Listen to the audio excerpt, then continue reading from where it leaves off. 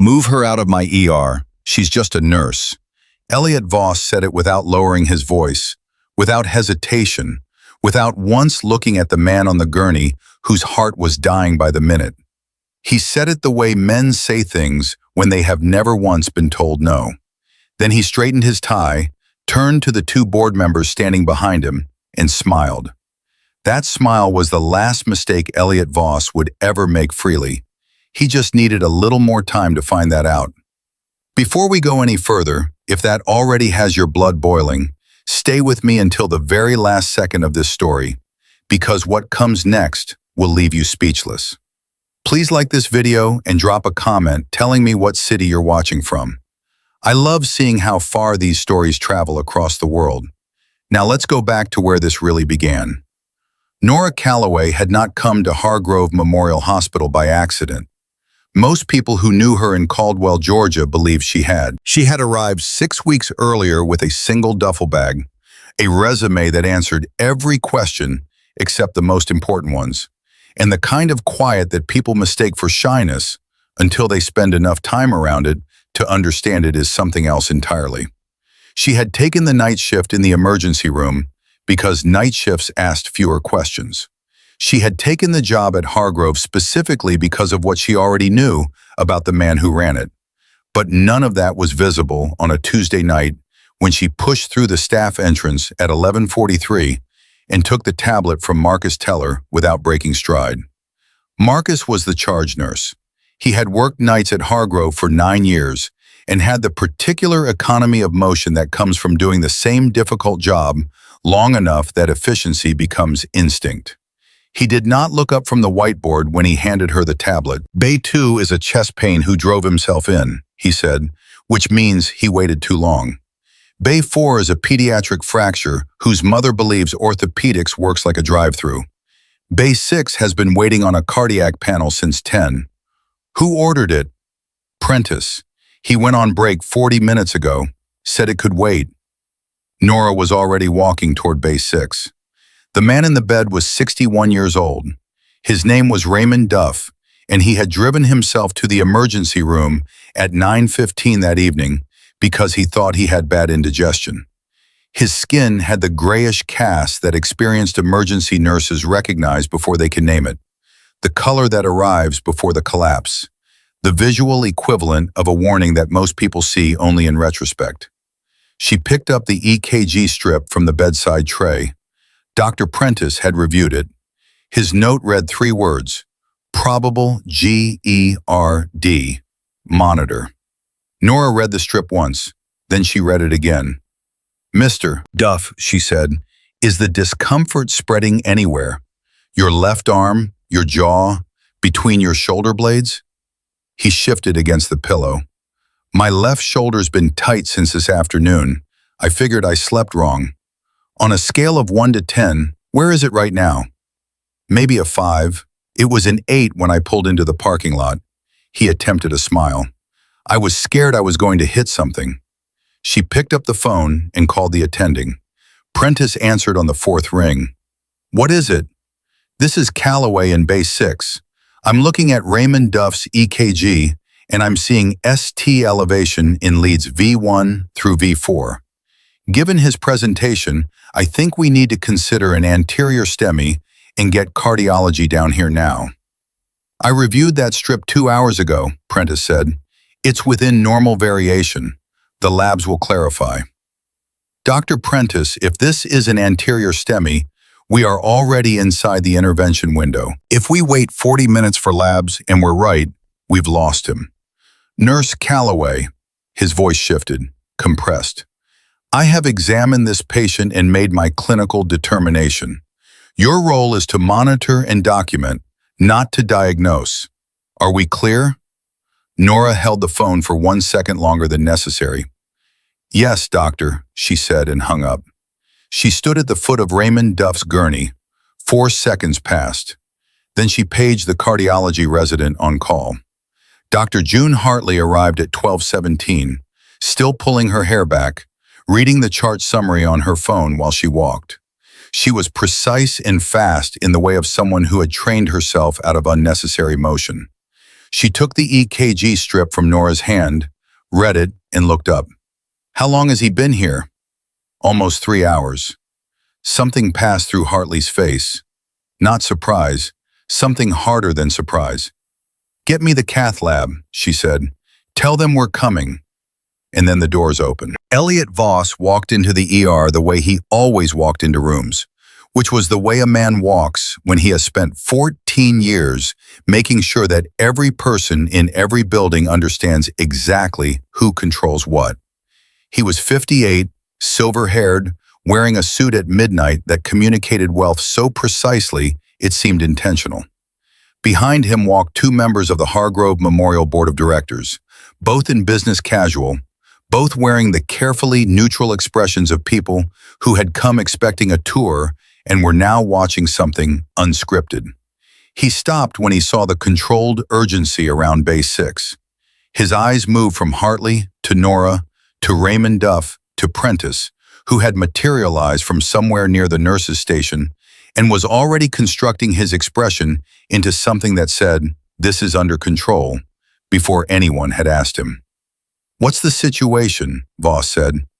"A misunderstanding," Prentice said quickly. "The patient was assessed and—" "The patient has an anterior STEMI," Hartley said, not loudly, not dramatically, just with the flat certainty of someone stating coordinates. "He needs the cath lab immediately." Prentice turned the color of old concrete. "That assessment is preliminary and—" "It's on the EKG," Nora said. She held up the strip. "ST elevation in 4 leads. 3 hours of chest pain with left shoulder radiation." Dr. Prentice reviewed this strip at 10:15 and documented probable GERD. The room went silent in the specific way that rooms go silent when something true has been said that powerful people would have preferred to keep unspoken. Voss looked at Nora, not at the strip, not at Prentice, at Nora. The look lasted 3 seconds and contained nothing readable except the absolute cold registration of a threat being identified and categorized. Then he said it. "Move her out of my ER. She's just a nurse." He did not lower his voice. He did not check whether the patient could hear him.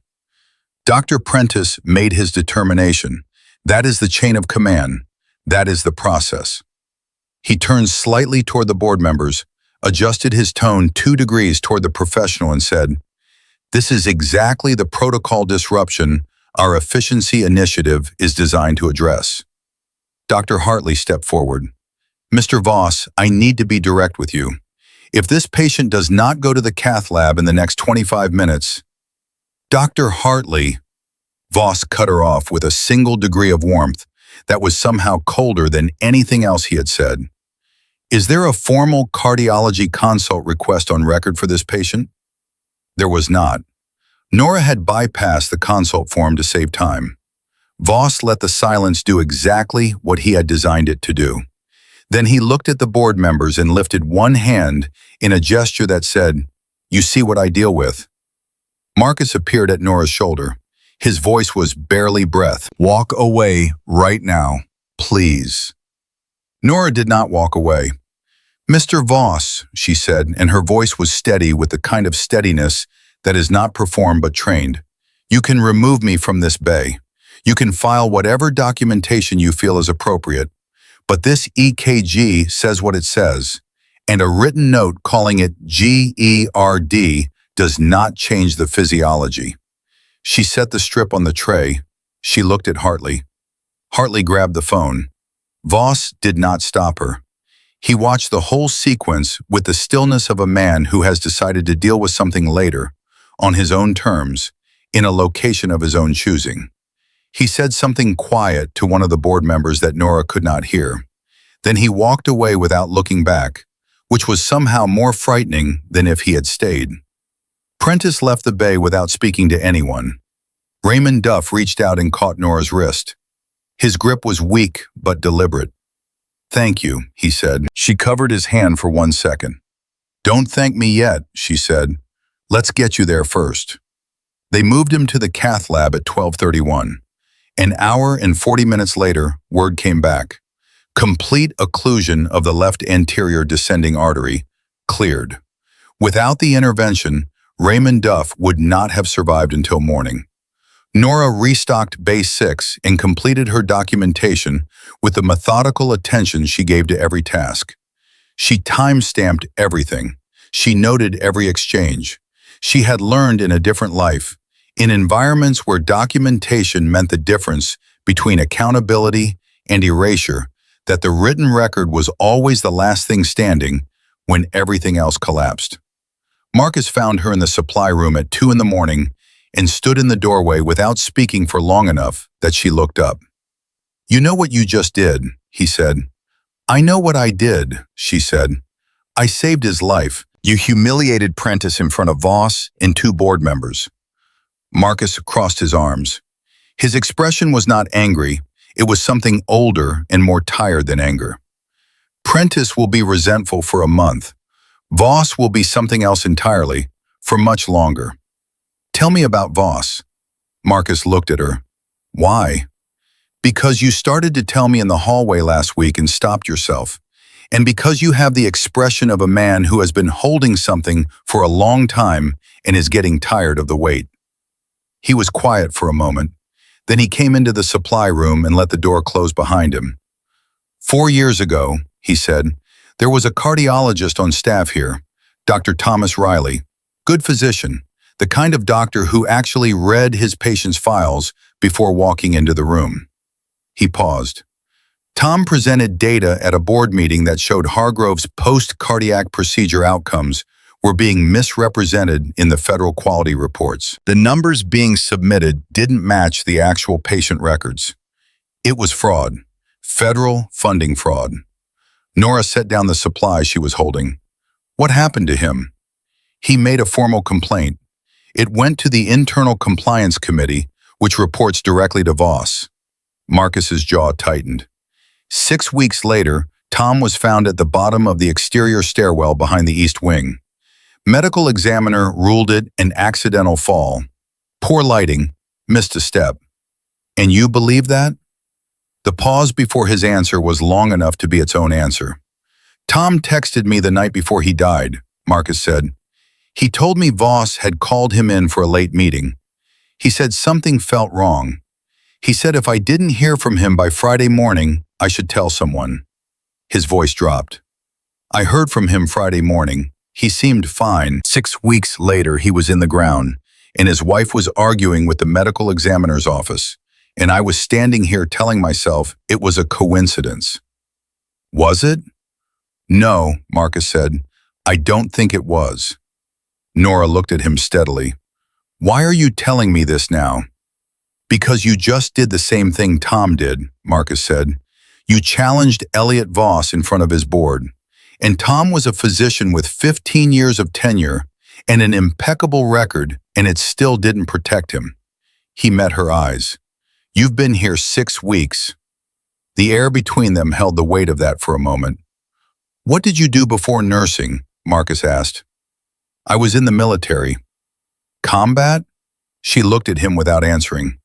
"You move like someone who spent years walking into places they weren't meant to survive," he said.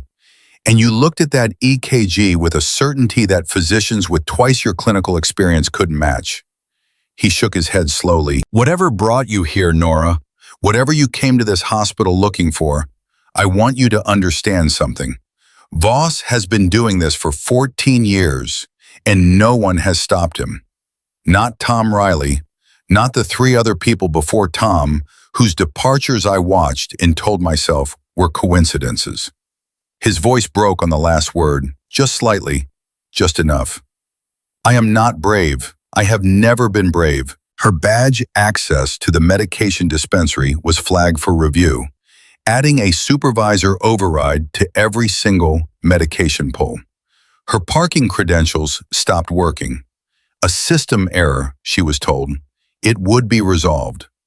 Other nurses began maintaining a certain polite distance, the careful spacing of people who have learned that proximity to certain situations has consequences. Nora absorbed every tactic without reaction. She had been trained in environments where this kind of pressure was applied with considerably higher stakes and considerably fewer employment policies constraining it. She recognized each move. She documented each one. She showed up for every shift, and she waited. 13 days after Raymond Duff's transfer to the cath lab, she was summoned to the office of Gloria Sims, Director of Nursing. Gloria did not invite her to sit. "There have been concerns raised about your conduct," Gloria began, "regarding an incident in the ER involving an attending physician and members of hospital leadership." "I identified a patient who was being misdiagnosed," Nora said. "The patient survived. How you identified him is the concern. You contradicted a physician publicly. You bypassed proper consultation channels. You created a scene in a clinical setting that was being observed by the CEO and his board guests." Gloria consulted the file on her desk. "You've been here less than 2 months and you've already made significant enemies."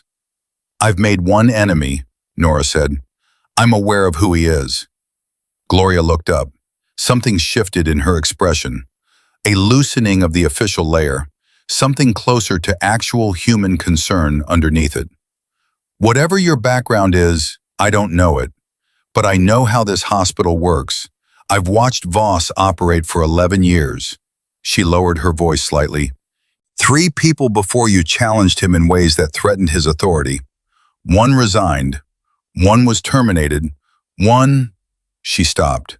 1 fell down a stairwell, Nora said. Gloria's face went very still. "Apologize to Prentice," Gloria said, recovering her official tone.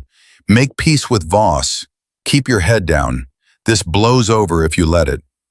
"And if I don't? Then I cannot protect you," Gloria said quietly. "And I want you to understand that I'm saying that as a warning, not a threat. I've seen what Voss does to people who don't give him what he wants.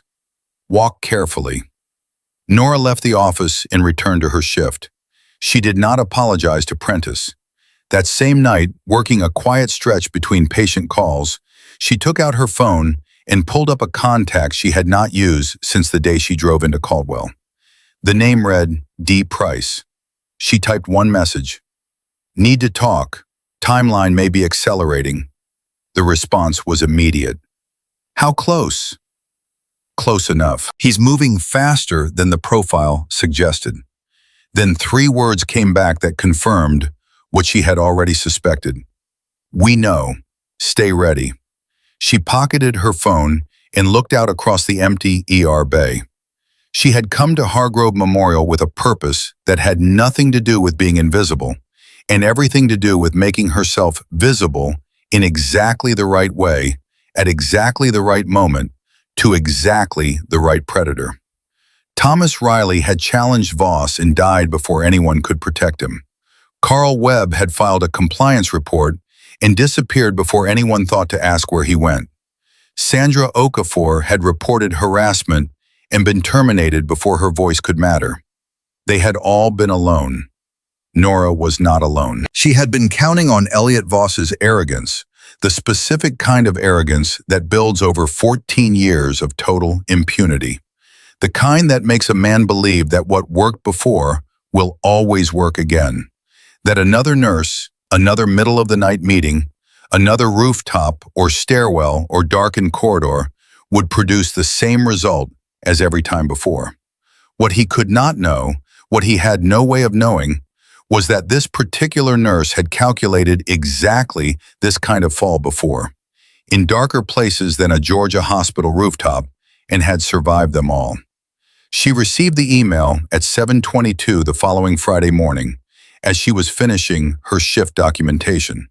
It came from Derek Strand, Chief of Hospital Security, and it was brief. "Mr. Voss requests a meeting this evening regarding a matter pertaining to your employment status. He will be in his office until midnight." Until midnight. She read it twice. Then she called Dana Price. "He's moving tonight," she said. "I know," Dana said. "We've been monitoring his communications. Nora, listen to me carefully. Do not go in there alone. We are not ready to move yet. We need 48 more hours to..." "If I don't show up tonight, he finds another way," Nora said. "A quieter way. A way that doesn't give you what you need.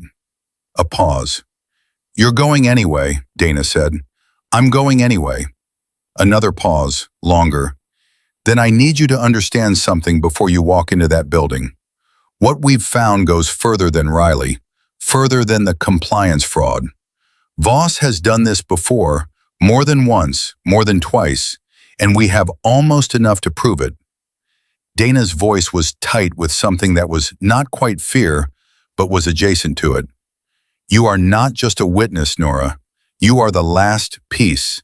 If something goes wrong tonight, nothing's going to go wrong, Nora said. She ended the call, sat in her car in Lot C under the broken overhead light, and gave herself 60 seconds to acknowledge, without minimizing, exactly what she was walking into.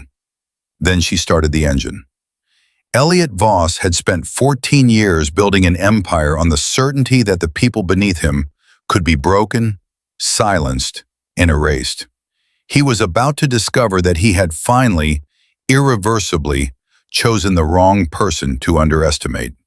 She gave herself 1 hour to go home, change, and eat something real.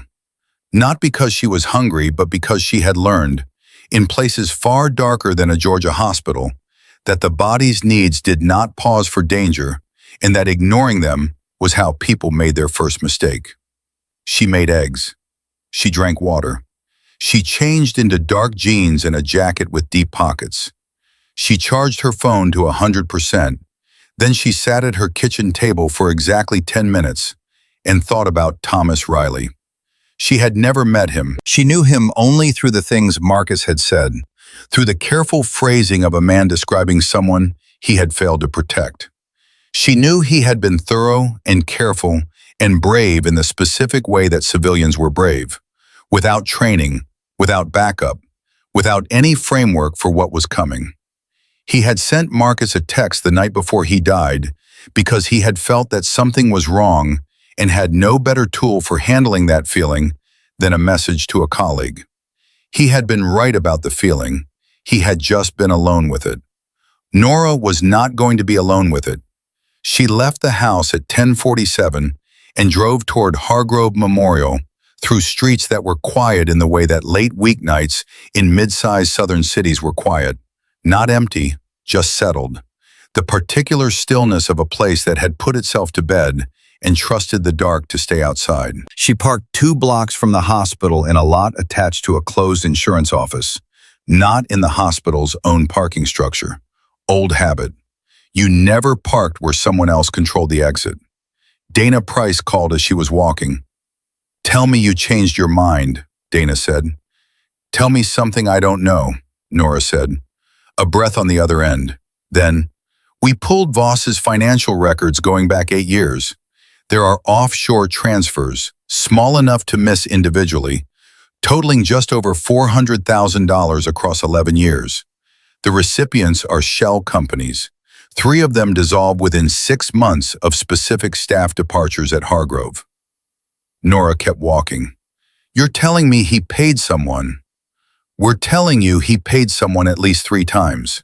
The timing correlates with Carl Webb's disappearance, Sandra Okafor's termination, and the month Thomas Riley died." Dana paused. "Derek Strand's personal banking shows irregular deposits on the same calendar intervals." "Strand is the instrument," Nora said. "Voss gives the order. Strand executes it. The money comes after." "That's what we believe. Which means tonight, in that building, it will not just be Voss." Nora processed this without slowing her pace. "How many agents do you have positioned?" 2 vehicles within 4 minutes. 1 agent already inside on a maintenance cover. "But Nora, 4 minutes is a long time in the wrong situation. I need you to understand that." "I understand that," she said. "If at any point you feel the situation is escalating beyond—" "Dana," her voice was even. "I've been in situations that would make this look like a board meeting. Trust my judgment." A pause. "I do trust your judgment. I also trust that Voss has had 14 years to perfect this, and the people he's done this to before were not sitting around expecting it." Dana's voice tightened. He's going to try to make it look like something else. He's prepared for it.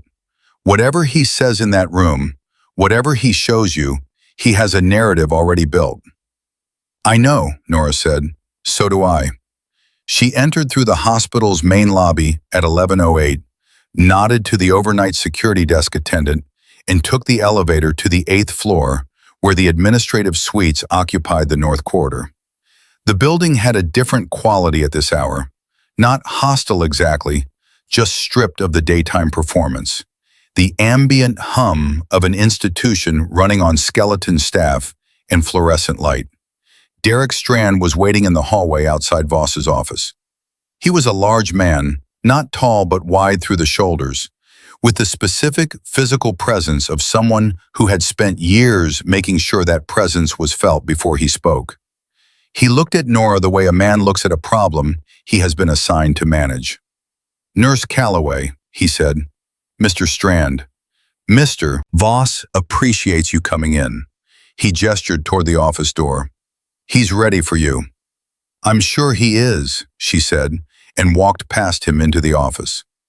Elliot Voss was standing when she entered, which surprised her.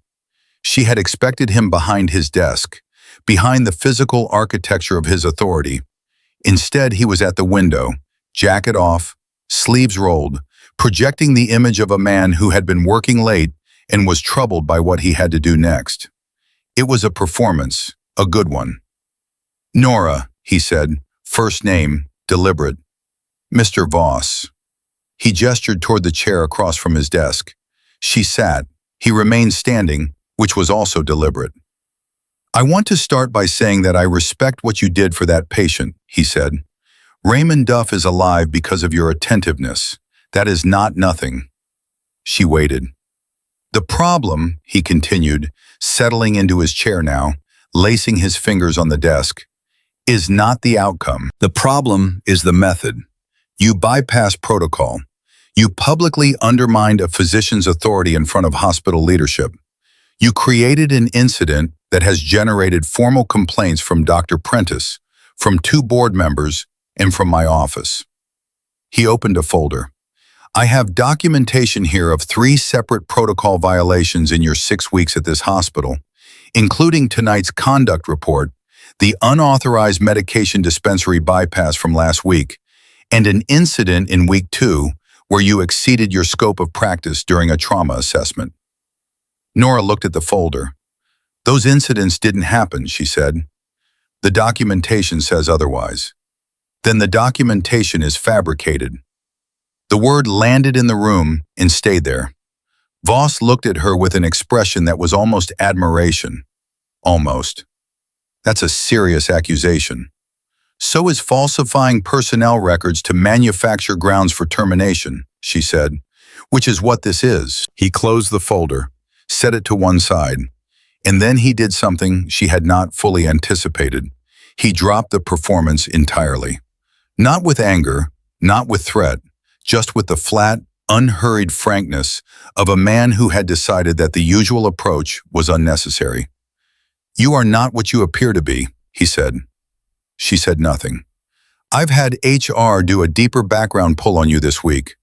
The military service you listed is real, but it's a summary. The actual record is sealed in ways that civilian employment backgrounds don't seal. The forwarding address on your application is a mail service, not a residence. And the reference you listed at your previous employer, when we called the direct line, we got a number that routes to a federal relay." He studied her face. "So I want to ask you a direct question. Who sent you here?" The room was very quiet. Nora held his gaze and said nothing for 5 full seconds, which was long enough to be an answer, even without words. "I came here to do my job," she said.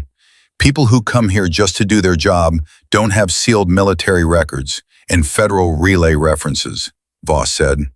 "Someone sent you here. And whatever you think you know about me, I want to tell you something clearly." He leaned forward slightly. "I built this hospital. I saved it from bankruptcy in 2009. I have relationships with every federal oversight body that touches this institution. I have held this community's healthcare infrastructure together for 14 years through budget crises and staffing shortages and a global pandemic. His voice had not risen. It had done something worse. It had become calm in the way that deep water is calm. I am not the villain in your story. Thomas Riley's wife thinks differently, Nora said. The name hit him. She watched it happen. The slight contraction around the eyes. The half-second of recalculation before the composure resettled. Tom's death was a tragedy, he said. Tom's death was a murder, she said. And you and I both know it. The silence that followed was different from the ones before it. It had weight and edges. Voss stood up. I'm going to give you one opportunity, he said, to walk out of this building tonight, resign your position by email before 8 a.m., and leave Caldwell. I'll ensure your nursing license is transferred without incident.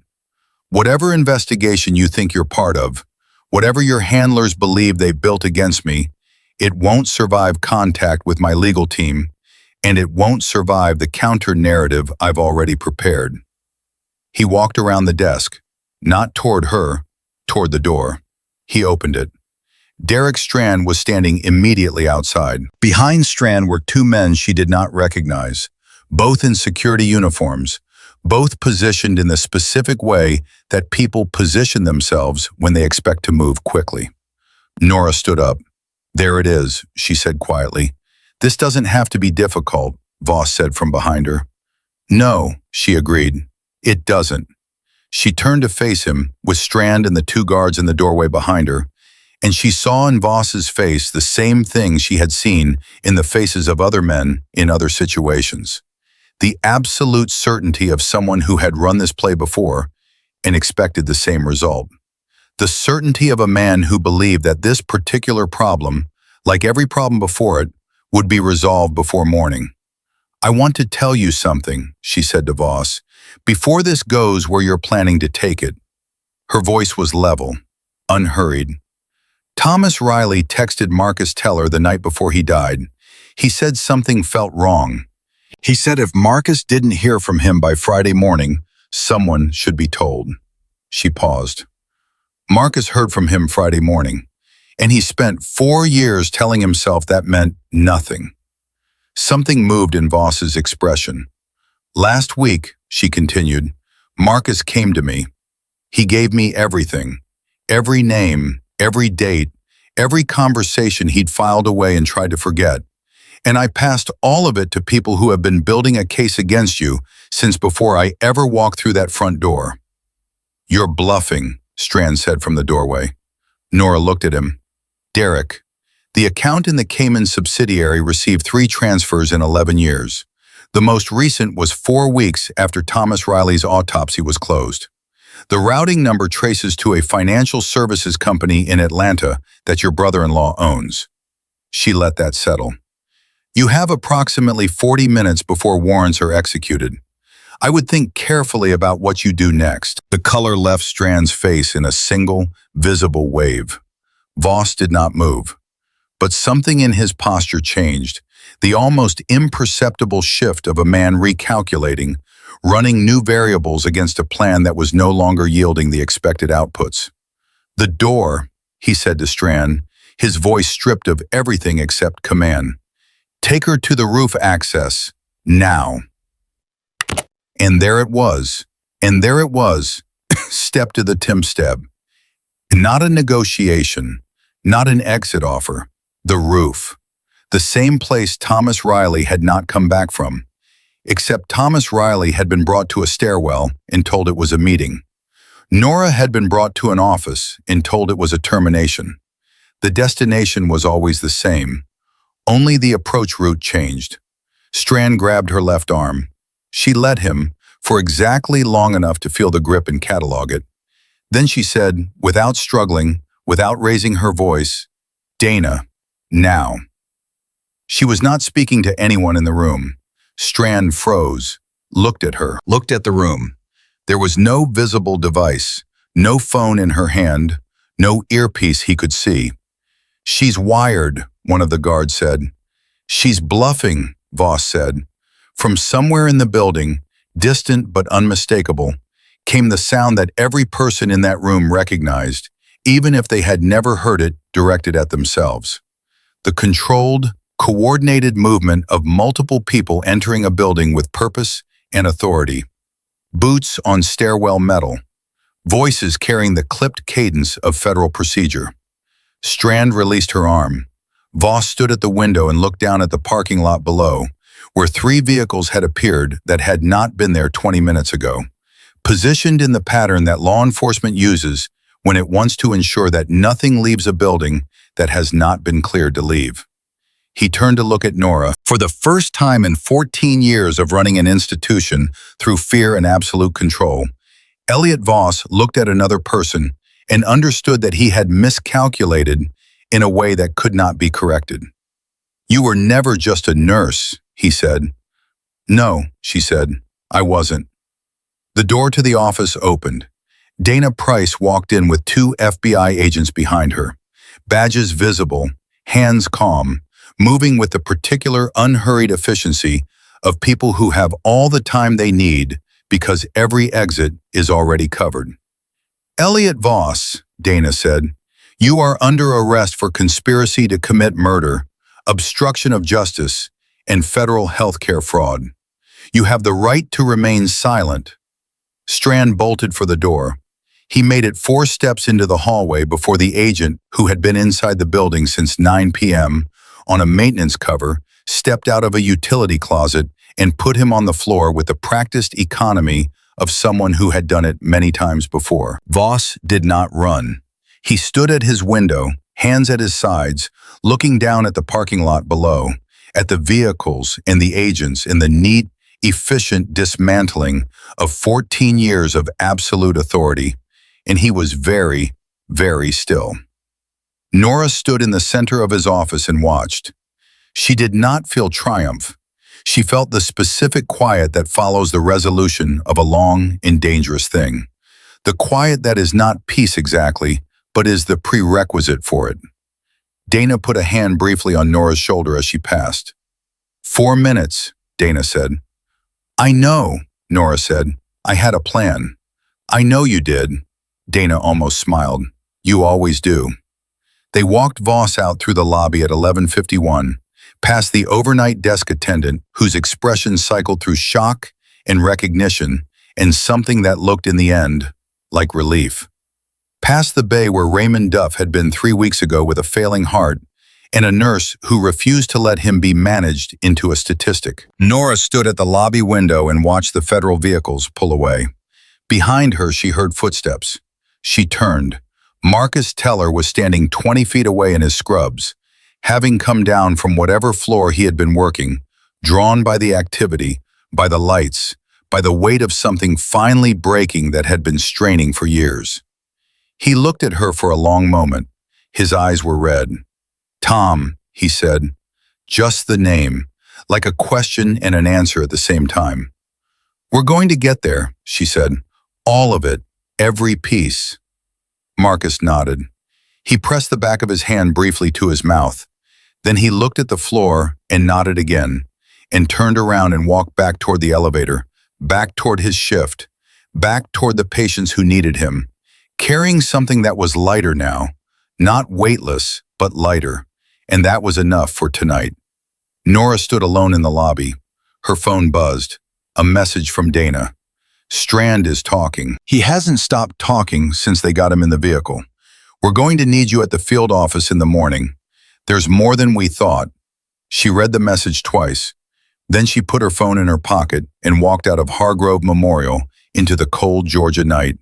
And for the first time since she had driven into Caldwell 6 weeks ago, she allowed herself to breathe all the way down. Derek Strand talked for 4 hours without stopping. Nora sat in the FBI field office in downtown Caldwell at 7:14 in the morning, a paper cup of coffee going cold beside her hand, and listened through the partition wall as Dana Price conducted the most productive interrogation she had witnessed in 8 years of work that had included some genuinely productive interrogations. Strand had not asked for a lawyer. He had asked for a guarantee, a specific, documented, signed guarantee that what he said in that room would be considered in his sentencing, and Dana had given it to him in writing before he had finished the sentence. Then he opened like a window in a burning building. "He told me Riley was a liability," Strand said, his voice carrying through the partition with the flat, exhausted quality of a man who has been holding something so long that putting it down feels more like collapse than relief. Those were his words, a liability, like Tom was a line item, like he was a budget problem to be resolved. Dana's voice was even. "And you resolved it." A pause. "I made it look like a fall. The stairwell, the lighting, the angle. I've thought about that night every single day for 4 years." "Why are you telling us this now?" Another pause, longer. "Because she knew about the account," Strand said. "She stood in that office and named the routing number. She named my brother-in-law's company. I've kept that information in a box in my head for 11 years, and she just opened the box like it was nothing." His voice broke at the edges. "If she already knew all of that, then it was already over. And I decided I wasn't going to spend whatever time I had left lying for a man who was going to spend it protecting himself." "Dana, I knew my time was partition door at 8:40, carrying a second folder and the expression of someone who has just found something they were not expecting to find." "How much did you tell Marcus?" Dana asked, sitting across from Nora. "Everything I needed him to know. The pattern, the names, the timeline. I needed him to be ready to corroborate if it came to testimony." "It's going to come to testimony." Dana set the folder on the table. "Strand gave us 3 names we didn't have. 2 former staff members who were paid to stay quiet, one of whom is currently living in Phoenix under what appears to be a voluntary relocation that Voss funded. And 1 name that changes the entire scope of this case." Nora looked at the folder. "Dr. Patricia Wynn," Dana said, "infectious disease specialist. She left Hargrove Memorial in 2017. Official reason? Personal relocation.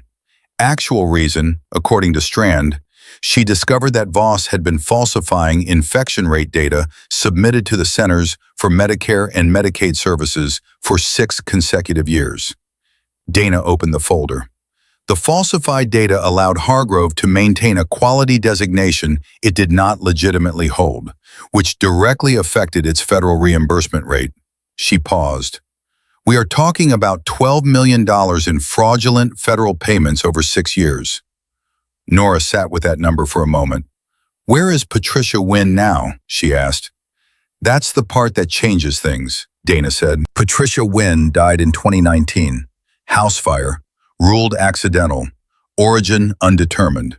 She looked at Nora. "She lived alone. No survivors. No one pushed for further investigation because there was no one left to push." The room was very quiet. "He killed her," Nora said. "Strand says he doesn't know about the fire. Says he was not involved. Says by 2019, Voss had found other methods for certain situations that didn't require Strand's direct participation." Dana's jaw was tight. "Which means there may be a third party we haven't identified. Someone Voss used for the jobs he didn't trust even Strand to handle." Nora was back to the mental morph intentive she made. Nora was back to the figure of this message of the God. Nora was back to the figure of this message of the God. Someone was an impairmenting there. Nora was just as 810 through military face. Even though it was very trusting in the method, Nora was passively preparing, provide the math that they didn't release to mist of the God. Nora was just if it does. Nora was back to the hard Californiable. Nora was back to the hard Californiable. Nora was just 810 through military face. Dana's jaw was messaging that 79 that we killed her to the job. Nora was back to the figure of this message of the God. Nora was just if it does that doesn't need to see for the God. She having simply personal that for powerful. Nora was back to the figure and this big morning. Nora was back to the third pipe, and she knows she didn't lift a set into the back. Nora was back to the first party where building someone says, what was very simple that knew your work. Nora was proved at every member. Nora was just if it does. Nora was back to the third party where building someone says, for more in the ardor settle. Nora was back to the fire, and she was there another work of a more person with the person. Nora was back to the first party, and she was never work about the first.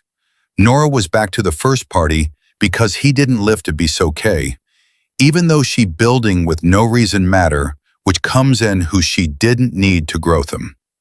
Nora was back to the fire, and she didn't repeat it if first person, and she didn't happened.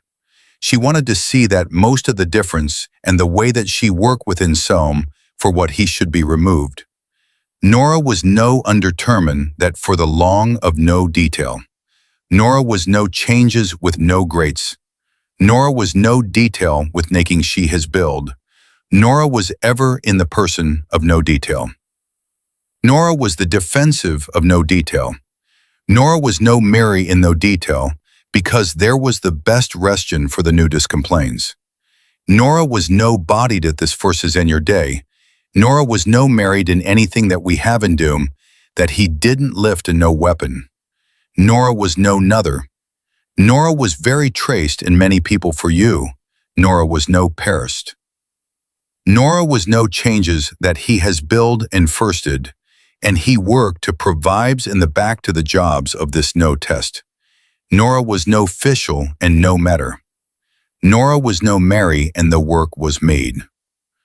Nora was no forces, but no could be a big snow and someone for the person with a name to know. Nora was no messaging, and the no powerful in the day with a test that we need. Nora was no that massive messages for the person because the back is that this no person. Nora was no was a big person of the person that massive messages and had him. Nora was no that massive messages for messenger. Nora was no was a pin your person way within every day to be building. Nora was no matter when she want to say no way with massive messenger. Nora was no was concept with a massive messages were messenger. Nora was no one support.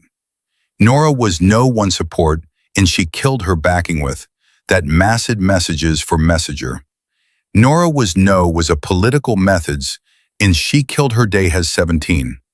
Nora was back at the hospital by 10:15. She had not slept. She was running on the particular fuel that the body manufactures in the absence of sleep when the alternative is stopping, a compound of adrenaline and purpose and the specific stubbornness of someone who has decided that rest can wait until the work is finished. Marcus was still there. He should have ended his shift at 7. He was sitting in the break room with a cup of coffee and the expression of a man who had decided he was not leaving until he understood what had happened to the building he had worked in for 9 years. He looked up when she came in. "Strand," he said, "in federal custody, talking." "Voss?" "Arraignment this afternoon. His lawyer is already filing motions, but they won't go anywhere. The financial evidence is too clean." Marcus wrapped both hands around his coffee cup. "Tom," he said again, the same way he had said it in the lobby at midnight, like a question he had been carrying in his chest for 4 years and had finally found the right person to ask. "Strand confirmed it," Nora said. She sat down across from him.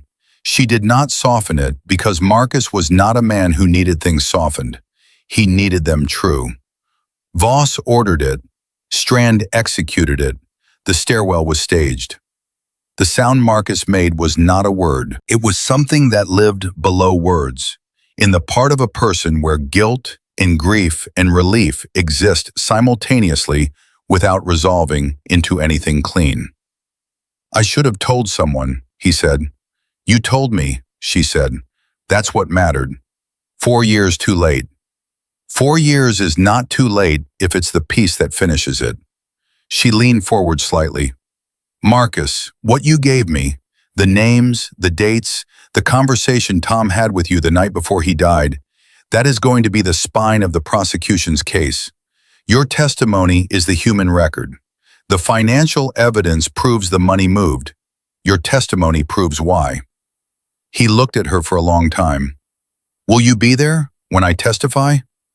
"I'll be there," she said. The arraignment happened at 2:17 in the afternoon in the federal courthouse on Meridian Street, and Nora sat in the gallery and watched Elliot Voss enter the courtroom in the way that powerful men enter rooms when the power has been removed, which is to say he entered like everyone else, through a door held by someone who did not work for him, in clothing chosen by someone else, standing where he was told to stand. His attorney, a silver-haired man named Braddock, who had driven up from Atlanta and whose hourly rate was visible in the quality of his suit, entered not guilty pleas on all counts with the practiced smoothness of a man who intended to buy time and use it. The federal prosecutor, a woman named Claire Ashworth, requested detention pending trial on the grounds that the defendant had significant financial resources, established international contacts, and a documented history of using those resources to eliminate threats to his continued freedom. The judge granted detention. Braddock objected. The judge looked at him with the expression of someone who had heard better objections from first-year law students and moved on. Voss was led out of the courtroom and did not look at the gallery, but Nora was watching his hands, and she saw them close into fists at his sides as he passed through the door. And that small, involuntary motion told her more about the state of Elliot Voss than anything he had said or not said the night before. He was not resigned. He was regrouping. The call from Claire Ashworth came at 4:50 the same afternoon. "We have a problem," Claire said without preamble, which was a quality Nora appreciated. Braddock filed an emergency motion this morning contesting the admissibility of Strand's testimony on grounds that it was obtained under coercive conditions. He's arguing that the manner of Strand's arrest, the tactical entry, the positioning of agents, constitutes a form of psychological coercion that invalidates the proffer. "That's a reach," Nora said. "It's a substantial reach, and it will probably fail, but it will take 3 weeks minimum to resolve, during which Braddock will also be filing motions on the financial evidence chain of custody, the authorization of the surveillance operation, and the circumstances under which you were employed at Hargrove Memorial." A pause. "That last one is the one I want to talk to you about." Nora sat down. "Braddock is going to argue that you were a federal operative placed inside Hargrove Memorial as part of a sting operation, that the entire investigation was designed to entrap Voss, and that the evidence generated as a result is therefore fruit of a poison tree." Claire's voice was steady, but had an edge under it. "Is there anything in the manner of your placement at that hospital that Braddock can use to support that argument?" Nora thought carefully before she answered. "My placement was coordinated with the FBI," she said. "Dana Price and I have worked together before. When Dana briefed me on Voss 6 months ago, I made the decision independently to apply for a position at Hargrove. I was not directed to take specific actions once inside. I was not given a script or an objective. I was given context, and I acted on my own professional judgment. Is that documentable? Every communication between me and Dana is logged and time-stamped. The sequence will show that I applied before any formal operational framework was established." She paused. "Braddock is going to push on this hard because it's the cleanest angle he has, but the sequence doesn't support entrapment. Voss made every decision himself. I didn't manufacture the EKG findings on Raymond Duff. I didn't fabricate the documentation in Voss's personnel file. I didn't put $400,000 in Strand's brother-in-law's account." "No," Claire said. "You just showed up and did your job, and he tried to kill you for it." "Exactly," Nora said. The twist that nobody had anticipated arrived at 6:03 in the evening in the form of a phone call to Dana Price from a woman named Ellen Riley, who was Thomas Riley's widow, and who had been contacted by a journalist working on a piece about the Voss arrest and had called the number the journalist had given her because she needed to speak to someone directly before she said anything to anyone with a recorder. Dana called Nora immediately after. "Ellen Riley has been keeping records," Dana said, For 4 years. She has copies of Tom's original compliance report, which she found on a backup drive he kept at home. She has his personal notes about multiple conversations with Voss in the months before his death. And she has something else. Dana's voice changed. She has a voicemail. Tom left her a voicemail the night he died, after his meeting with Voss, before he went back to the hospital. Nora stood very still. "What does it say?" she asked. "She played it for me," Dana said. "He says he met with Voss. He says Voss offered him money to withdraw the compliance report and sign a non-disclosure agreement. He says he refused.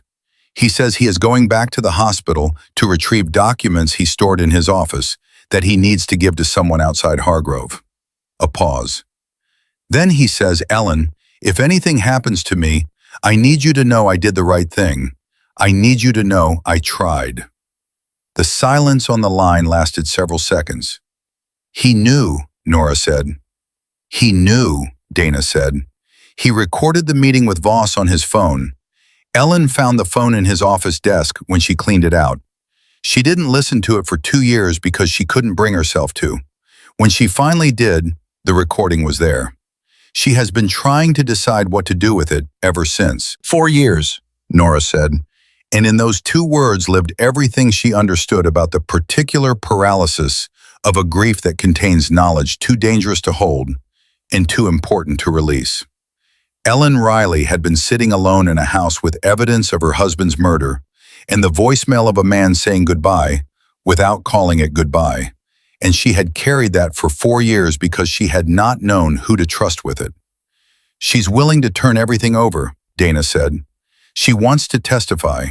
She said, and I'm quoting her directly, "I have been waiting for someone brave enough to open this door. I would like to walk through it." The recording changed everything. Braddock's entrapment argument lost its structural integrity the moment the recording of Tom Riley's meeting with Voss existed as evidence, because it established that Voss had attempted to buy silence before Nora ever arrived at Hargrove Memorial, which meant the criminal conduct predated the investigation, which meant there was nothing to entrap and never had been.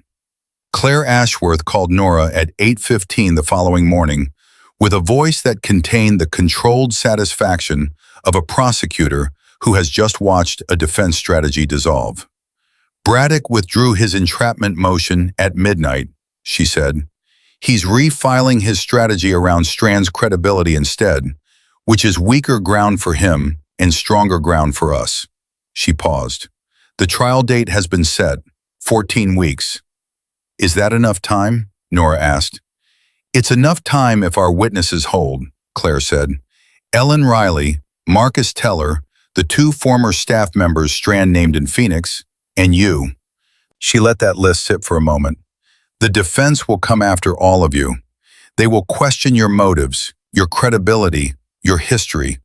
They will try to make the jury see you as instruments of a vendetta rather than witnesses to the truth." Her voice was direct. "I need to know that you are prepared for that." "I have testified in proceedings where the stakes were considerably higher than my reputation," Nora said. "I know," Claire said. "I've read your file. The parts of it I'm cleared to read." A brief pause. "I'm glad you're on this side of the table." Nora ended the call and stood at the window of her apartment in the early morning light, looking out at a city that did not yet know how much had changed in the last 36 hours inside the building that had been the cornerstone of its healthcare system for 2 decades. She thought about Raymond Duff, who was alive because she had read an EKG correctly and refused to back down from what she knew. She thought about Thomas Riley, who had done the right thing alone and had not survived it.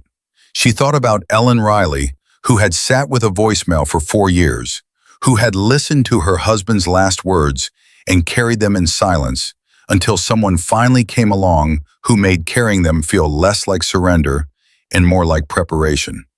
None of them had planned to be in this story. That was the thing about institutional cruelty that people on the outside never fully understood. It did not recruit its victims. It selected them by finding the people least willing to look away, The people who read the EKG and could not pretend it said something different. The people who filed the compliance report because the alternative was complicity. The people who listened to a voicemail and understood that the silence it was asking them to keep was the kind that killed. Elliot Voss had spent 14 years believing that the people who would not look away were the most dangerous people in his building. He had been right.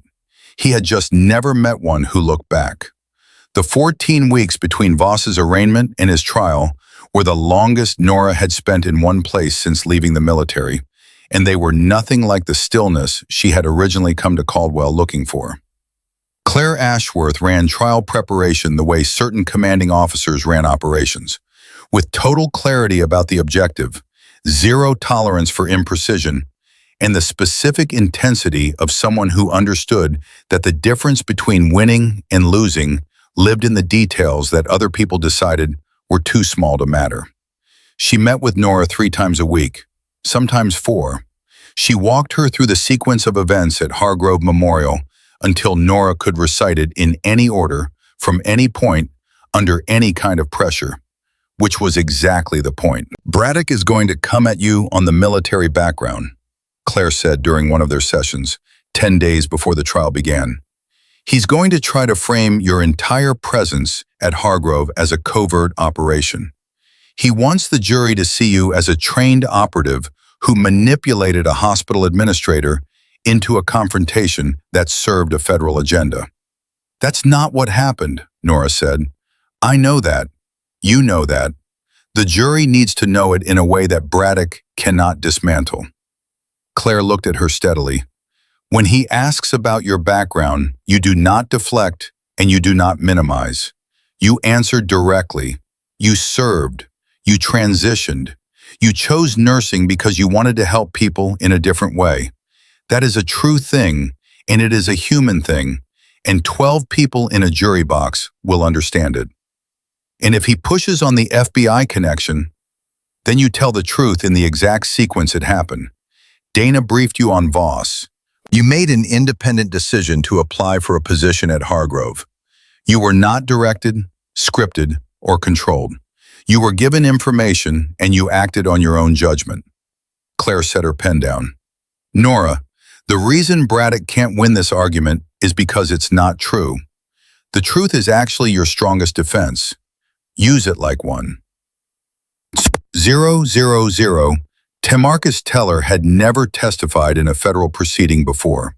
He came to Claire's office 8 days before the trial with a yellow legal pad covered in handwritten notes and the expression of a man who had been rehearsing in his bathroom mirror for 2 weeks and was still not confident. He sat across from Claire and Nora and placed the legal pad on the table like an offering. I want to get it right, he said. Tell me what you remember, Claire said. He talked for 2 hours. He described the night Tom Riley had texted him. He described the 4 years of silence that followed. He described the morning he finally told Nora everything, the relief and the shame arriving simultaneously, the way carrying a secret for long enough makes putting it down feel like an amputation, even when the thing you are finally releasing was poisoning you from the inside. When he finished, Claire was quiet for a moment. Marcus, she said, I want you to tell the jury exactly what you just told me. Not a performance, not a rehearsed statement. What you just said, in that order, in those words, with that honesty. She paused.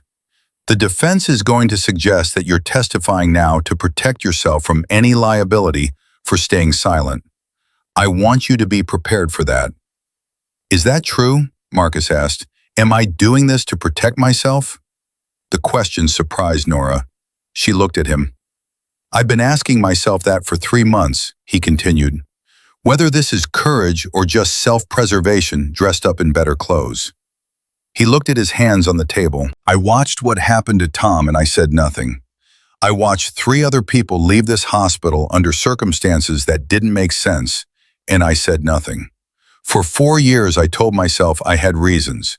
A daughter in college, a mother in a memory care facility, a mortgage. He looked up. None of that was the real reason. The real reason was that I was afraid. And I'm still afraid. I just decided that being afraid and doing the right thing anyway is better than being afraid and doing nothing. Even if it took me 4 years to get there." The room was quiet. "Say that on the stand," Claire said. "Exactly that." Ellen Riley arrived in Caldwell 4 days before the trial. She was 54 years old, and she carried herself with the particular composure of a woman who has spent 4 years in grief that doubled as a holding pattern, waiting for a moment she had not known would come, preparing for it anyway, because the alternative was accepting that her husband had died for nothing, and she had never been able to accept that. She and Nora met for the first time in Claire's conference room on a Tuesday afternoon, and for a moment they simply looked at each other across the table. Two women connected by a man neither of them had been able to save, by a truth neither of them had been willing to let stay buried. "He would have liked you," Ellen said. "I would have liked him," Nora said. Ellen placed a manila envelope on the table. Inside was the backup drive, Tom's personal notes in his own handwriting, and a printed transcript of the voicemail that Ellen had listened to for the first time 2 years after his death, and had not been able to stop hearing since. Nora did not read the transcript in front of her. She would read it later, alone, and she would understand in a way that could not be communicated in a deposition or a trial preparation session that Thomas Riley had been exactly the kind of person she had spent her professional life trying to make the world safer for. A man who had simply refused to pretend that wrong was right, who had paid for that refusal with everything, who had still, in the last message he left for his wife, said that he had done the right thing and meant it. "Are you ready for this?" Nora asked. Ellen considered the question as though it deserved genuine consideration rather than a reflexive answer. "I have been ready for this for 4 years, she said. "I just didn't have anywhere to aim it." The trial began on a Monday morning, and the courtroom was full in the specific way that courtrooms fill when the person on trial has spent years being powerful enough that most of the people in the room have spent years pretending not to notice him. Braddock opened for the defense with a 40-minute statement that was technically impressive and fundamentally dishonest. A performance built around the premise that Elliot Voss was a dedicated public servant who had been targeted by a federal operation because a decorated military operative with an agenda had inserted herself into his hospital and manufactured a crisis to justify an investigation. He used the word operative 11 times. He used the word agenda 9 times. He used the phrase complex institutional environment 4 times, which was the way people said a man ran a hospital like a private kingdom without saying it directly. Claire's opening statement took 18 minutes and contained no flourishes and no performances. She listed facts in sequence, named the dead, named the living, named the money, and sat down. The jury watched Braddock's face during Claire's statement in the way that juries watch the defense attorney's face when the prosecution is speaking. And what they saw there was controlled but not entirely controllable. The specific tension of a man whose strategy had just been made to look very small against a list of names and numbers and dates. The first week of testimony established the financial architecture of Voss's operation.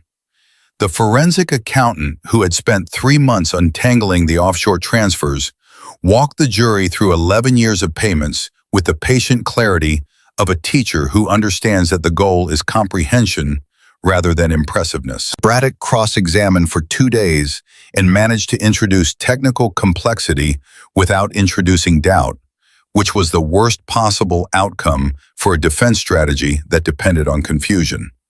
Strand took the stand on Wednesday of the second week. He had aged visibly since the night of his arrest.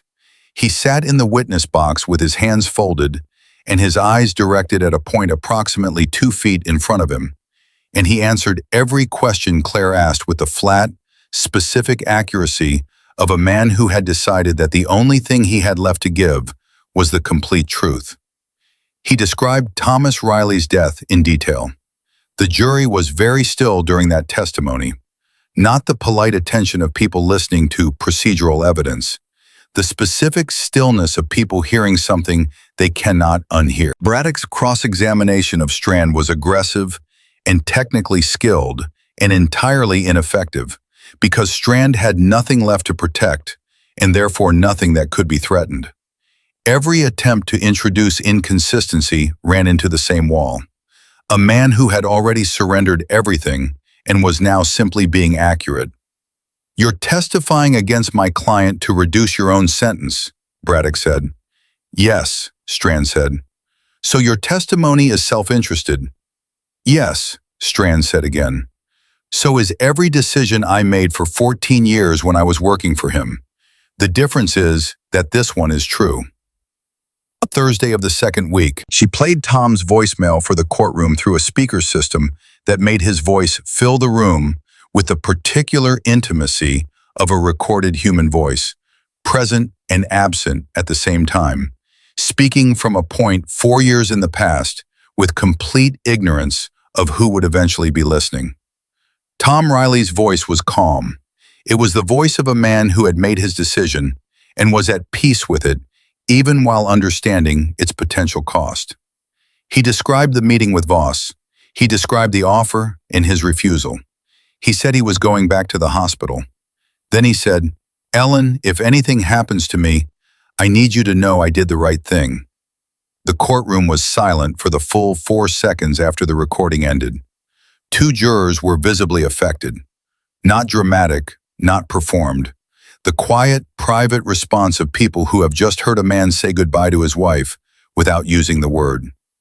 Braddock did not cross-examine Ellen Riley at length. He asked 3 clarifying questions about the provenance of the recording and sat down, because there is no effective way to cross-examine a dead man's last words to his wife, and every experienced trial attorney knows it. Nora took the stand on Friday morning. She had testified before. She had given evidence in proceedings where the consequences of getting it wrong were measured in casualties rather than sentences, where every word was evaluated by people trained to find the seam between what was said and what was true.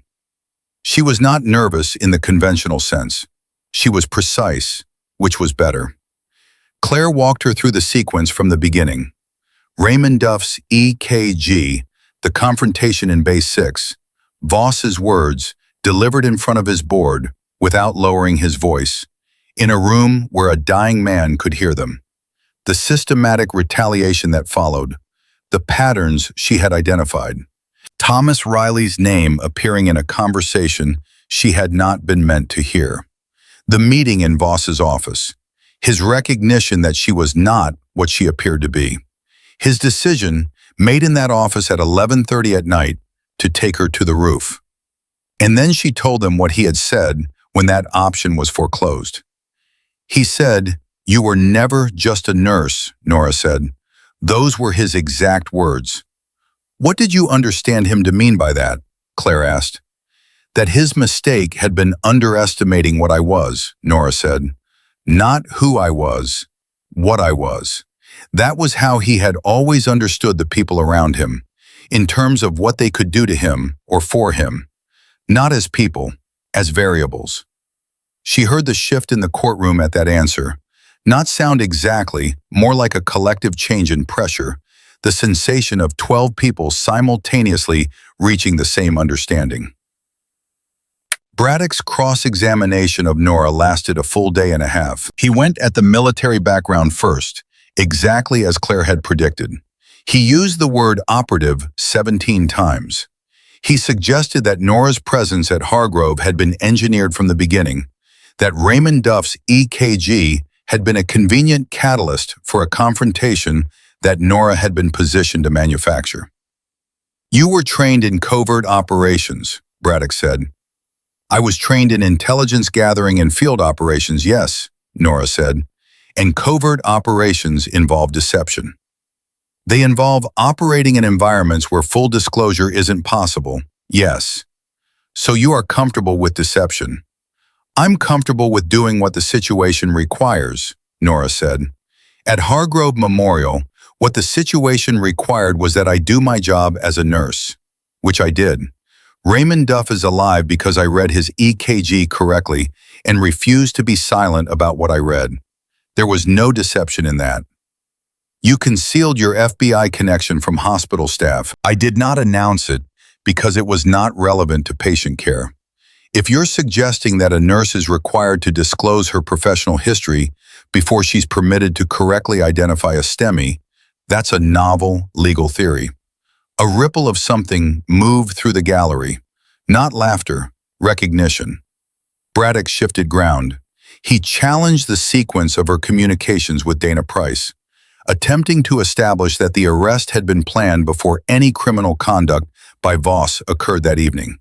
Nora walked him through the timestamps with the patience of someone who has prepared for exactly this and is not troubled by the question. He challenged her characterization of the meeting in Voss's office, suggesting that her reading of his intentions had been shaped by prior assumptions rather than direct evidence. He told me, Nora said, that he intended to take me to the roof. He instructed Strand to do so in front of me. I don't believe my prior assumptions were necessary to interpret that. Braddock sat down. The jury did none to touch this.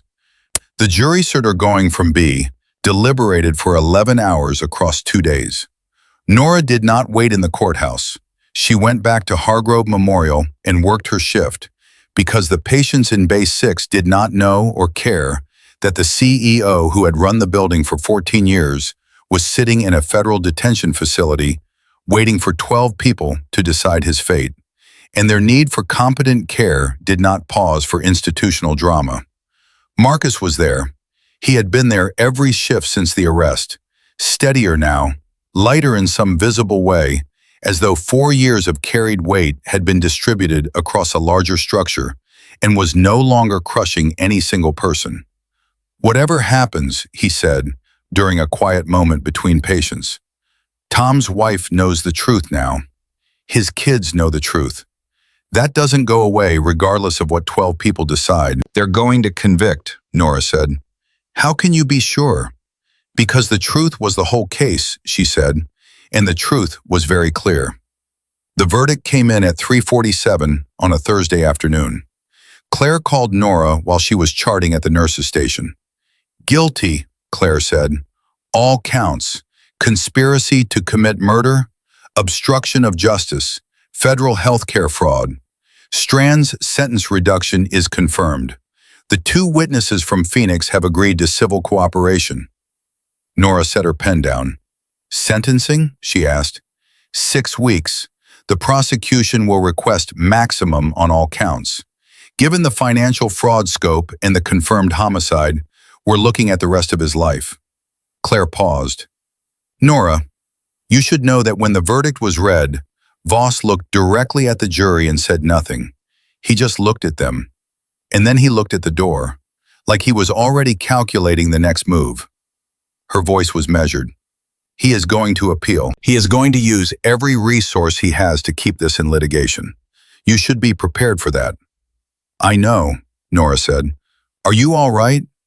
Nora looked across the ER bay at Marcus, who was working with the focused competence of a man who has remembered why he chose this job and is not going to forget again.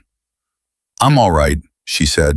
She ended the call and picked up her pen and went back to charting, because there were 4 patients on the board and 2 more incoming, and the work did not stop because justice had been served, which was both the most ordinary and the most profound thing she knew about the life she had chosen. Raymond Duff sent flowers to the nurse's station that same afternoon. The card read only, "Thank you for not looking away." Nora read it once and set it on the counter where everyone working the shift could see it. Then she went back to work. Elliot Voss was sentenced on a Tuesday morning in early March, and Nora did not take the day off to attend. She had thought about it. Claire had offered her a seat at the prosecution table for the sentencing hearing, a courtesy extended to key witnesses in cases of this magnitude, and for 48 hours Nora had considered accepting. Then she had looked at the patient board on Monday night and seen a 67-year-old man in Bay 3 with chest pain and an EKG that needed reading, and she had made her decision the same way she made most decisions, by identifying what actually mattered and doing that instead. Marcus texted her the sentence at 10:42 in the morning while she was finishing her documentation. Life without possibility of parole on the murder conspiracy charge. 40 years concurrent on the federal fraud counts. Strand's cooperation formally acknowledged in the sentencing record. She read the message twice, then she set her phone face down on the counter and finished her notes. The man in Bay 3 was fine. Stress-induced angina, not a cardiac event. She explained the distinction to him carefully, made sure he understood both what it was and what it was not, and watched the specific relief that moves through a person's body when they realize they are going to leave a hospital under their own power. "You've got good instincts," the attending physician told her afterward, a young woman named Dr. Chen who had started at Hargrove 3 months ago, after the new board had finished its first round of hiring. "You caught the ST variation before I did." "I've had practice," Nora said. The appeal came 4 months later, as Claire had promised it would. Braddock had filed on 3 grounds: the admissibility of Strand's testimony, the scope of the surveillance authorization, and what he termed the fundamentally compromised integrity of the investigation, given Nora's dual role as witness and operative. The filing was thorough and professionally executed, and gave Nora approximately 48 hours of genuine concern before Claire called with her assessment. "He's buying time," Claire said. "The grounds are real enough to survive initial review, which means this goes to the appellate court and sits there for 12 to 18 months, while Voss's legal team bills an extraordinary amount of money. But the underlying convictions are solid. The financial evidence is airtight. Ellen Riley's recording exists and is authenticated. Strand's testimony is corroborated across 6 independent sources." A pause. "This appeal is not going to succeed. It is going to be expensive and slow, and it will require your continued cooperation. But it is not going to succeed." "What do you need from me?" Nora asked. "An affidavit clarifying the sequence and nature of your contact with the FBI prior to your employment at Hargrove. Time-stamped, specific, signed." Claire's voice was steady. "And patience, which I suspect is not your strongest quality."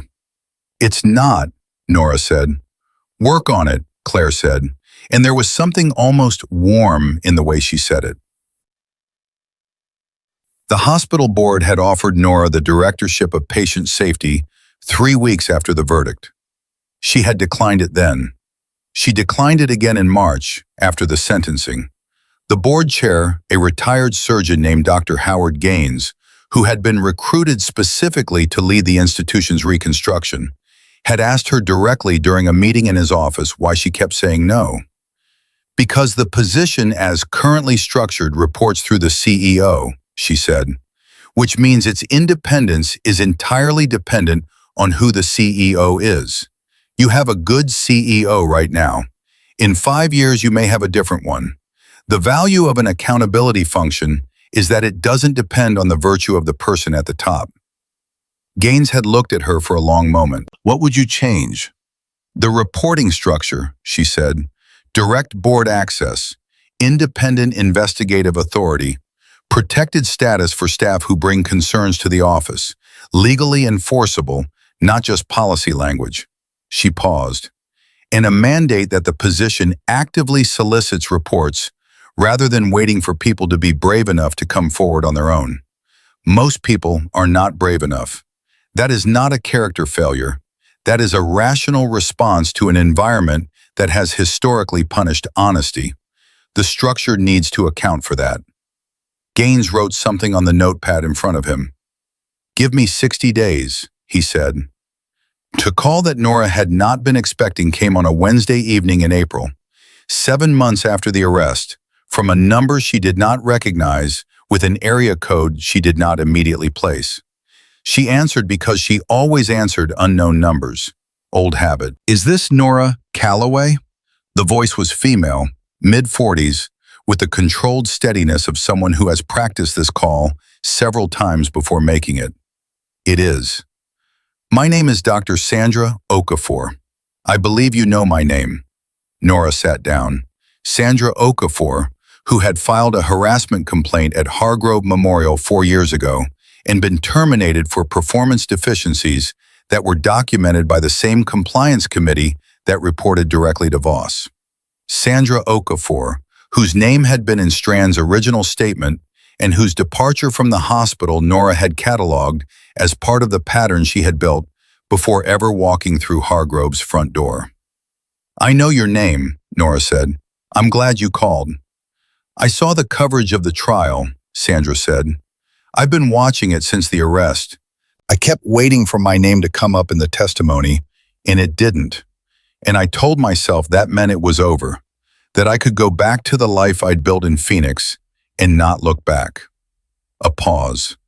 "Then I watched Ellen Riley play that recording in court, and I realized I had been making the same mistake Marcus Teller made for 4 years, waiting for someone else to be brave first."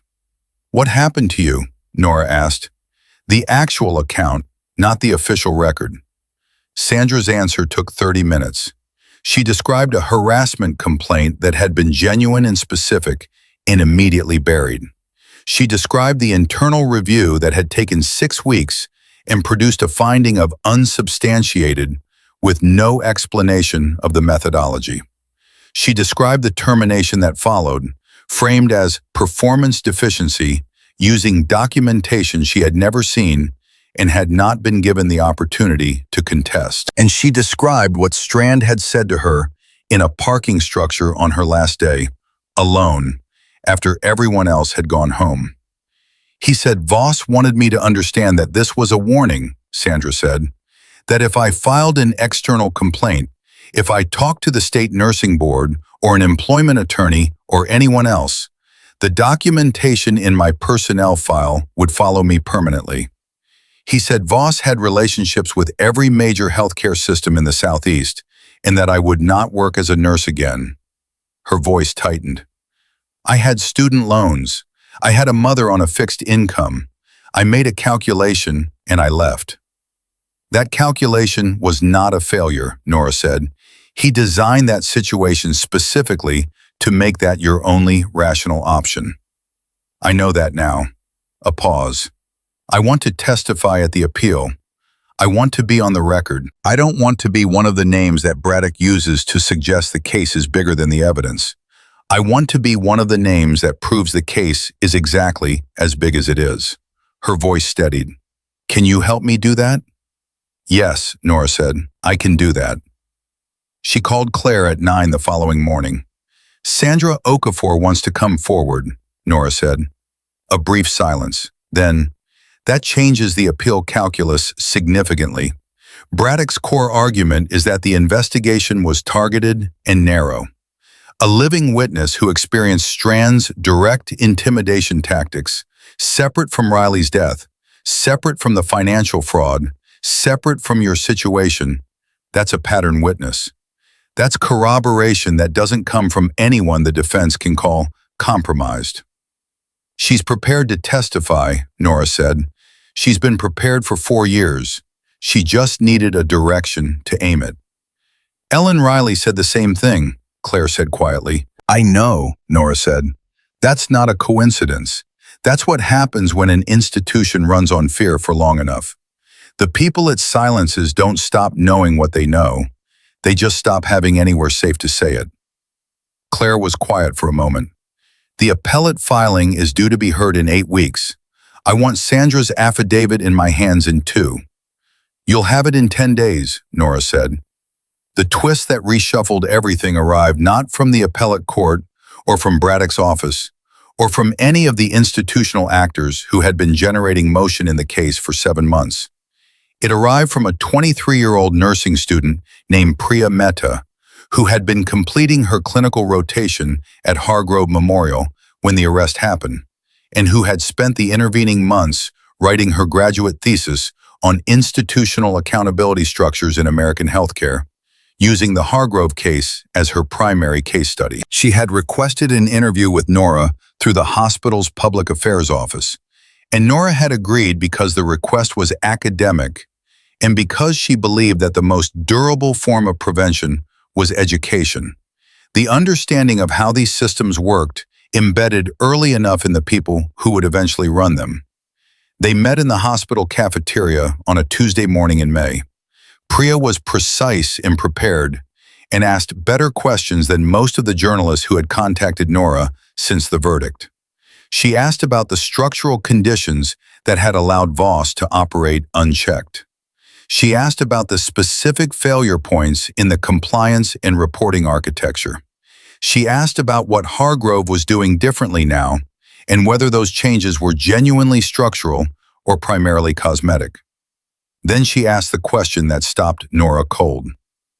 My thesis advisor suggested I contact a healthcare administrator in Nashville named Dr. William Carver, Priya said. He's been CEO of Mercy General Hospital there for 11 years. She said the pattern of staff departures and internal complaint suppression she'd noticed in the public records reminded her of what she'd read about Hargrove under Voss. She looked at Nora directly. I looked at the records myself. I think she's right. I think something is happening there. Nora set her coffee cup down. Send me what you found, she said. She sent the files to Dana Price that same afternoon with a 2-sentence message.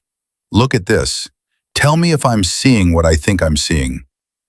Dana's response came back in 4 hours. You're seeing what you think you're seeing. We've had a preliminary flag on Carver for 14 months. We haven't had enough to move. Nora typed back. What would it take? The answer was 3 words. Someone on the inside. She looked at that answer for a long time. Then she called Marcus. He answered on the second ring, and she could hear the background noise of the ER behind him, the particular acoustic texture of a place running at capacity, the sounds she had been hearing for 8 months and had come to understand as the sound of work that mattered. I need to tell you something, she said. Tell me. There may be another one. Different hospital, different city, same pattern. Marcus was quiet for a moment. Are you going to go? I don't know yet, she said. Nora, his voice was steady, before you decide, I want you to know something. She could hear him move away from the background noise, find a quieter space. When you came here, I was a man who had spent 4 years watching himself make the wrong choice every single day and telling himself he had good reasons. You came in here with 1 duffel bag and 6 weeks of employment, and you changed every calculation I had. He paused. Whatever you decide, you didn't just fix this hospital. You fixed the person I was in it. I want you to know that before you go somewhere else and do it again. She did not answer immediately. She let the weight of what he had said sit with her for a moment, real and specific and earned. Thank you, she said. That matters. I know it does, Marcus said. That's why I said it. Dr. Gaines called 2 days later with a revised job offer. The position had been restructured exactly as Nora had specified. Independent reporting line directly to the board. Legally enforceable whistleblower protections for all staff who brought concerns to the office. Active outreach mandate requiring quarterly anonymous surveys of all departments. Investigative authority that could not be overridden by any member of the executive team, and a formal memorandum of understanding with the FBI's Healthcare Fraud Unit, establishing a direct referral pathway for cases that warranted federal attention. It took 61 days, Gaines said. I told you 60. Close enough, Nora said. Will you take it? She thought about Sandra Okafor in Phoenix, who had spent 4 years building a life around the wound instead of through it, and who was now finally being given the chance to transform what had been done to her into something that protected someone else. She thought about Ellen Riley, who had carried a voicemail for 4 years and had aimed it, finally, in the right direction. She thought about Marcus, who had spent 4 years choosing wrong and was now choosing differently every single day. She thought about Raymond Duff, whose flowers still sat on the nurse's station counter, who was alive because she had looked at an EKG and refused to call it something it wasn't. She thought about Thomas Riley, who had done the right thing without any of the structures that might have protected him, who had walked into that building alone, and had not come back. The position she was being offered was not a reward. It was a tool. And there was work in Nashville that was going to require her to use it. "I'll take it," she said, "with one condition." "Name it." "I keep my nursing license active and I work 1 ER shift per week. Not as a supervisor, as a nurse." She paused. "I need to stay connected to why any of this matters." Gaines did not hesitate. Done. The appellate court denied Voss's appeal on a Friday morning 6 weeks later, in a ruling that was 23 pages long and methodical in its dismissal of every argument Braddock had constructed. The ruling cited Sandra Okafor's testimony, Ellen Riley's recording, and the independent corroboration provided by the forensic financial analysis as collectively establishing a foundation that no procedural challenge could undermine. Braddock filed a notice of intention to appeal to the circuit court within 48 hours. Claire called Nora when the notice came in. "He's going to keep filing," Claire said. "I know," Nora said. "This could go on for years." "I know that too. Does that bother you?" Nora thought about it honestly. "No," she said, "because every filing he makes confirms that the conviction is real and the evidence is solid. If there were a legitimate basis to overturn this, Braddock would have found it by now. What he's doing now is not law, it's delay." She paused. "Voss is in federal prison. That is where he will remain. The rest of this is just noise." Claire was quiet for a moment. "You know what the strangest part of this case has been for me? Tell me. In 22 years of prosecution, I have never worked a case where the central witness was simultaneously the most effective person in the investigation and the most genuinely indifferent to being recognized for it." Her voice was thoughtful. "Most people, after what you've been through, would want the acknowledgement, the ceremony, the institutional validation that they were right." "I know I was right," Nora said. "Raymond Duff knows I was right. Ellen Riley knows I was right. I don't need a ceremony for that." "No," Claire said. "I don't suppose you do." On her last night shift before the directorship officially began, Nora worked Bay 6. It was the same bay where she had found Raymond Duff 8 months earlier. The bay where she had read an EKG correctly and said so out loud, and started a sequence of events that had dismantled 14 years of protected cruelty and put 2 men in federal prison and given 4 years of accumulated grief somewhere finally to go. It was a quiet night, a sprained ankle, a kidney stone, a case of dehydration in a college student who had decided that hydration was optional during finals week. Clean, manageable, ordinary. The kind of night that was the actual texture of emergency medicine. Not the dramatic crisis, but the steady, careful work of being present for people at the moment their bodies failed them.